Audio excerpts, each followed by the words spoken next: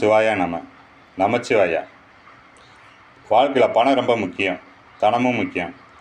இப்போ உதாரணத்துக்கு ஒரு சாதகம் எடுத்துக்கலாம். சாதகத்தில் ஒரு மேச லக்கணமாக போட்டுக்கலாம். அது மேச லக்கணம்.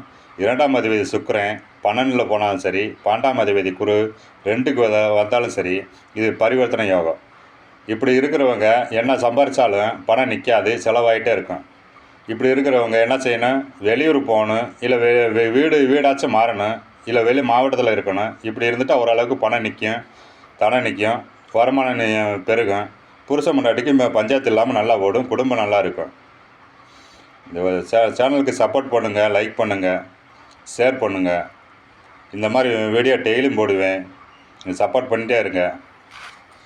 ஓம் சிவாயா நமச்சிவாயா. ஓம் சிவாயா நமச்சிவாயா. நன்றி. இது மாதிரி நிறையா தகவல் சொல்லிகிட்டே இருப்பேன். சப்ஸ்கிரைப் பண்ணுங்கள்.